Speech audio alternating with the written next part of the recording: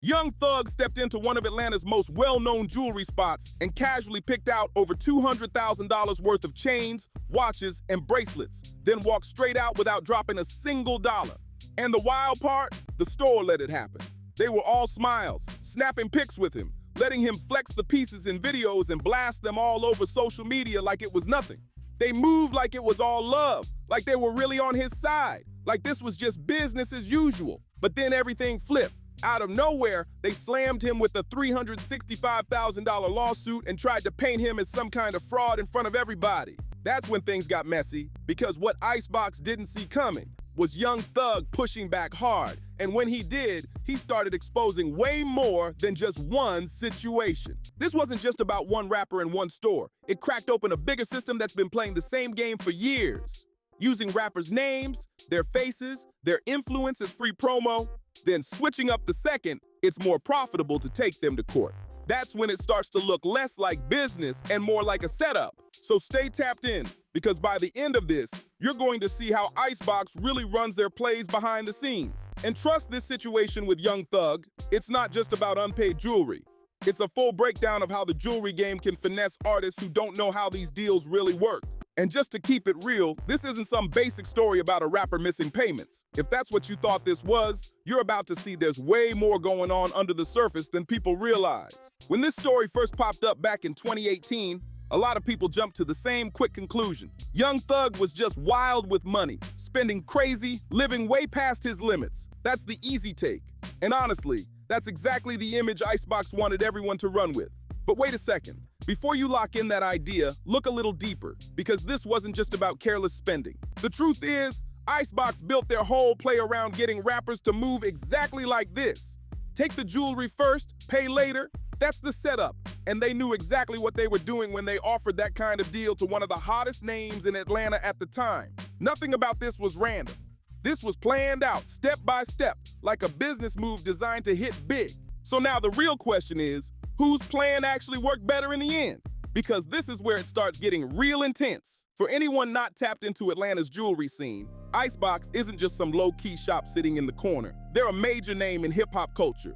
Located right on Peachtree Road in Buckhead, one of Atlanta's richest areas, they built their whole brand by dealing directly with rappers, athletes, and high-profile celebrities. This isn't your average jewelry spot at the mall. They know exactly who walks through their doors. And more importantly, they know how to turn those clients into walking advertisements. And in the jewelry world, there's a long-running play that's been used for years. Jewelers trying to break into that celebrity circle will hand over pieces on a delayed payment setup, basically letting artists shine now and settle up later, all while the spotlight brings more eyes to the brand. You grab the jewelry, you wear it everywhere, you post it all over social media, and every single post turns into money for the jeweler. That kind of exposure isn't small either.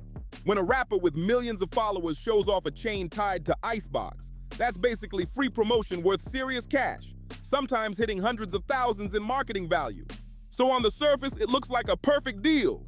The artist gets to shine and show out, the jeweler gets massive attention, and somewhere down the line, the bill gets handled. Simple, right? That's the story they want people to believe. But it goes way deeper than just a basic pay later setup. Let's break this down step by step, because the timeline really tells the full story here. Back in May 2017, Young Thug started doing business with Icebox. And let's be clear, he wasn't some new face trying to get noticed. He was already one of the biggest names moving through Atlanta's rap scene. With YSL Records, major collaborations, and a strong presence in the culture, he wasn't just popular, he was influence in real time. So when Young Thug walks into a jewelry store and starts picking pieces, that's not just another sale. That's a walking billboard stepping through the door. Every chain, every bracelet, every watch he puts on is instantly seen by millions of people. Icebox knew exactly who they were dealing with, and exactly how valuable that kind of visibility was. Between May 2017 and May 2018, across 4 separate visits, Young Thug walked out with some serious pieces. We're talking a $44,000 Rolex Sky Dweller, a $20,000 Cartier bracelet, and a $10,000 Diamond Cartier Love bracelet. And that's just part of the lineup. Then it gets even crazier. A custom $30,000 Miami Cuban Link diamond wallet chain with a rose gold clasp. Add everything up, and now you're looking at over $200,000 worth of jewelry walking straight out the door, with no full payment made up front. Now think about that for a second. How does that even happen? How does any store let someone leave with $200,000 in merchandise off just a promise to pay later? That's not how regular business moves at all. You try that at a car dealership, telling them you'll pay later. They're not handing you the keys to a $200,000 car. No chance. So what made Icebox play it different? That's where things start getting uncomfortable.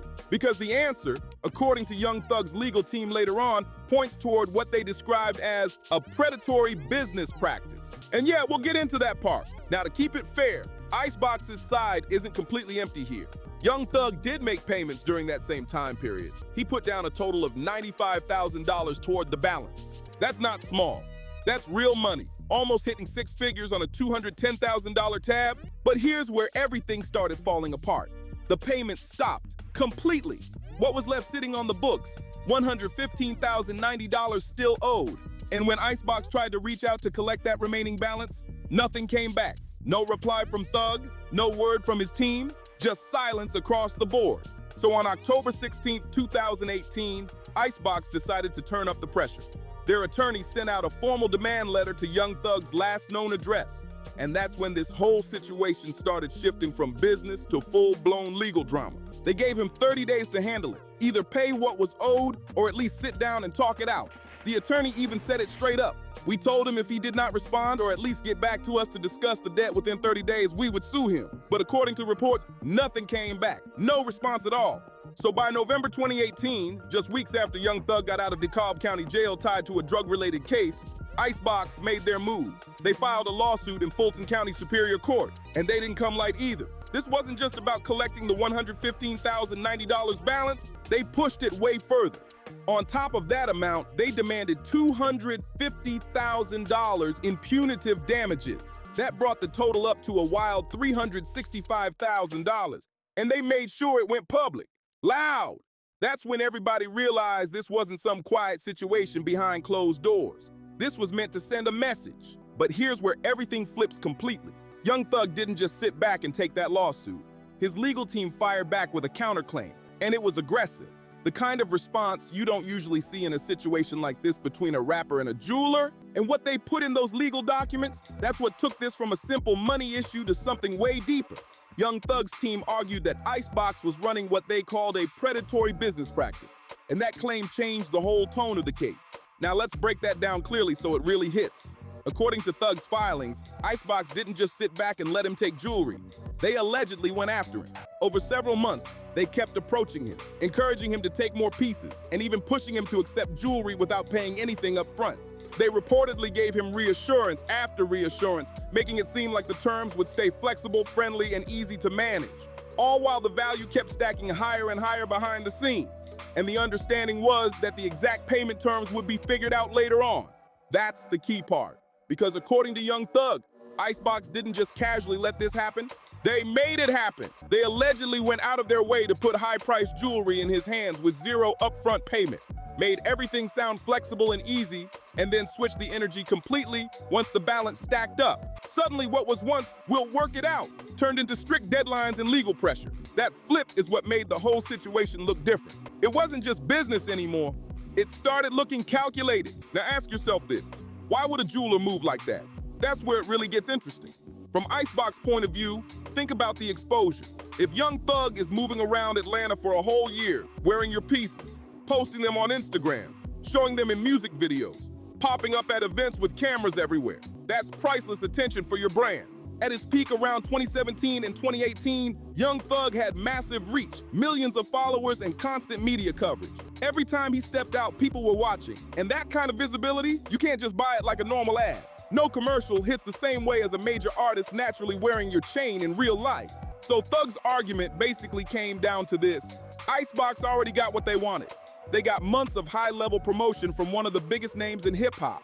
And then when it was time to settle the bill, they shifted the situation into something bigger, where the legal claim could end up being worth even more than the original amount owed. Because let's be real, a $365,000 lawsuit tied to Young Thug isn't just a legal move, it's publicity on another level. That kind of headline grabs attention everywhere. And his legal team didn't stop there either. They came at Icebox from another angle. Even after the lawsuit was filed, the store was still using Young Thug's photos and image across their social media for promotion. That's a serious issue. Using someone's name and likeness to push products without clear permission can turn into its own legal problem real quick, and Thug's team made sure to call that out loud and clear. But this situation, it's bigger than just Young Thug and Icebox, way bigger. This points to a pattern that's been running through the jewelry industry for years. And whether he meant to or not, Young Thug put a spotlight on it the moment he pushed back. For anyone not fully tapped into how these jeweler-celebrity relationships really work, here's the breakdown. High-end jewelry stores trying to build status in the hip-hop world face a challenge. The artists who actually move culture and influence people. They don't need to buy from you. They've got options everywhere.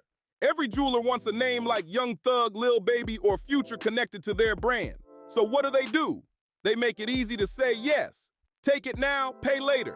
Just make sure you're seen wearing it. That's the play. And everything seems smooth until it's time to talk money. Because here's the part nobody really says out loud. Sometimes the real profit isn't even the jewelry sale. Some of these stores can end up making more noise and sometimes more value from the publicity of a lawsuit than they ever would have from a quiet invoice getting paid behind the scenes. When Icebox hit Young Thug with that $365,000 lawsuit and made it public, their name started ringing everywhere.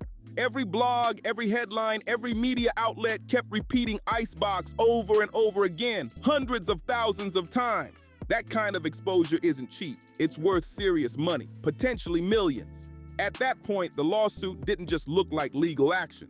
It started looking like a full-on marketing campaign. And here's the wild part. Young Thug wasn't the first rapper this happened to. Not even close. This is where things start to look like a pattern instead of a one-time situation.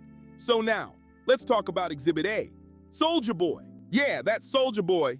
The same one who blew up with Crank That back in 2007 and helped push Atlanta rap into the spotlight. Soulja has openly said he was the first rapper to shop at Icebox, claiming he helped put the store on the map before it became the go-to spot for celebrities. And to be fair, there's truth in that. Even Icebox has acknowledged that Soulja Boy was one of their earliest big-name clients.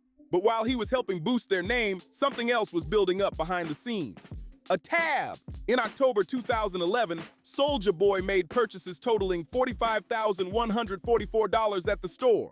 Then he came back, bought more pieces, and even requested repairs that added another $15,726 to the total. The numbers kept climbing, but the payments, they slowed down, then stopped completely. By 2013, just 2 years after those transactions, Icebox filed a lawsuit against Soulja Boy in Fulton County State Court for over $60,000 in unpaid debt. And just like that, the same kind of situation popped up again. Big name, big numbers, and a public legal move that had people talking everywhere. Now fast forward to 2021, things don't get any less interesting. Fast forward to 2021, Soulja Boy jumps online and drops a viral tweet flexing that he was the first rapper to ever shop at Icebox. You can tell he was expecting some kind of respect, maybe even recognition for helping build their name. But Icebox didn't respond how he probably thought they would. Instead, they went straight to TMZ and basically said that tweet meant nothing to them. Why? Because that old lawsuit from 2013 was still active. 8 years later, and it didn't just sit there either. The numbers grew. That original $60,000 debt had now ballooned to nearly $200,000 with interest and fees stacked on top. A judge had already ruled in Icebox's favor, and they had lawyers actively trying to collect the money. And here's the part that really stands out. When those lawyers went looking through Soulja Boy's accounts, reports said they found less than $10,000 available. Think about that for a second. A rapper who claimed he helped put Icebox on the map ends up nearly a decade later owing them close to $200,000 and couldn't even cover it. That's what these pay-later setups can turn into when things go left. This isn't some new conversation either. People have been talking about this kind of situation for years. But most artists who get caught in it don't speak up. They just pay what's owed and keep it quiet. Because going back and forth with a jewelry store in court, that can get messy for your image real fast. What made Young Thug's situation different is simple. He didn't stay quiet. He pushed back and put that predatory practice claim on the record for everyone to see. Soulja Boy took the loss quietly. Young Thug turned it into a bigger conversation. And if we keep it real, both sides have arguments here. From Icebox's point of view, Young Thug walked off with around $210,000 worth of jewelry. And that part can't be ignored. Given that both parties had been making aggressive public statements, a private settlement where nobody had to admit fault is the most likely outcome. But what didn't get dropped was the conversation. Young Thug's legal team started the predatory business practice argument. The allegation that Icebox was using his likeness without permission for promotional purposes. Those claims, even if they never went to trial, put something on the record that the industry couldn't fully ignore. At the end of the day, Young Thug's situation with Icebox isn't just about a rapper not paying his jewelry bill. It's about a much larger dynamic between the hip-hop industry and the businesses that profit from it. The real question isn't whether Young Thug owed the money he did by his own team's admission. The real question is why Icebox's entire business model was built around letting artists walk out with six-figure merchandise and paying later. And the answer to that question tells you a lot more about how money actually moves in the culture than any amount of Instagram flexing ever could. Young Thug had the platform and the legal team to push back and expose the playbook. Most artists don't. Most artists in his situation just pay up and move on because fighting it publicly costs more in reputation than it saves in dollars. The fact that he put it on record, that he named the practice, described how it worked, and made Icebox defend their business model in court documents. He paid back less than half. The rest of that balance sat there unpaid for months. And when it was time to respond, nothing came back. No replies, no effort to settle it publicly. At the end of the day, a debt is still a debt. Icebox had receipts, invoices, full documentation of every transaction. That's a real business complaint, no question. But from Young Thug's side, the story hits different. If you're a jewelry store handing out hundreds of thousands of dollars in pieces with zero upfront payment, that's not normal retail. That's not how typical business is done. That starts looking more like a marketing play than a simple sale. And here's where it gets uncomfortable. If part of that model includes betting on celebrities not fully paying, just so you can turn around and file a lawsuit that brings even more attention to your brand, then you're operating on a completely different level. That's not just business, that's strategy, and it deserves to be questioned. Think about it like this. The lawsuit itself becomes the product. Headlines like Icebox sues Young Thug for $365,000 spread everywhere, reaching audiences no ad campaign could ever touch. It builds an image that their jewelry is so high demand, so exclusive, that even top artists are running up six-figure tabs just to wear it. That kind of perception, that's powerful marketing. Then out of nowhere, August 2019, everything disappears. Court records in Fulton County show the case was dropped, charges dismissed. No big announcement, no explanation, no details from either side, just silence. So what really happened? There are only a couple of possibilities. Either Young Thug quietly paid what was owed, or both sides came to a private agreement behind closed doors that worked for everyone involved. That's the part of this whole story that really hits.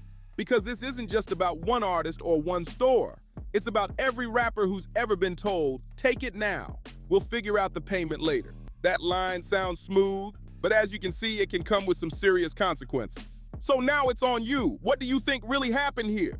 Was Young Thug wrong for not paying what he owed? Or did Icebox play it smart and set up a situation that puts artists in debt, then cashes in when things go left? Drop your thoughts in the comments right now.